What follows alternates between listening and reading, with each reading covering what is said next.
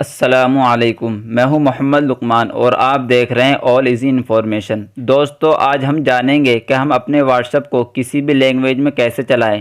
آپ اگر ہندی یا اردو یا کسی بھی لینگویج میں چلانا چاہتے ہیں تو اس کے لیے سب سے پہلے ہم اپنے موبائل کی ہوم اسکرین پر آ جائیں گے۔ ہوم اسکرین پر آنے کے بعد ہم اپنے واٹسپ پر جائیں گے۔ ہم اپنے واٹسپ پر جانے کے بعد واٹسپ کو آن کریں گے۔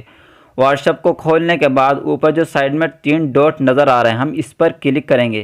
اس پر کلک کرنے کے بعد آپ کے سامنے جو سیٹنگ نظر آ رہی ہے، اس پر کلک کریں گے۔ اس پر کلک کرنے کے بعد آپ کے سامنے چیٹس لکھا ہوا نظر آ رہا ہے دوسرے نمبر پر، ہم اس کو کلک کریں گے۔ اس کو کلک کرنے کے بعد نیچے سے تیسرے نمبر پر ایپ لینگویج لکھا ہوا آ رہا ہے، تو ہم اس کو سلیکٹ کریں گے۔ اس کو سلیکٹ کرنے کے بعد ہم یہاں پر کوئی سی بھی بھاشا چن سکتے ہیں، جو بھی آپ چاہیں وہ سلیکٹ کر سکتے ہیں۔ تو ہم یہاں پر اردو سلیکٹ کر لیتے ہیں۔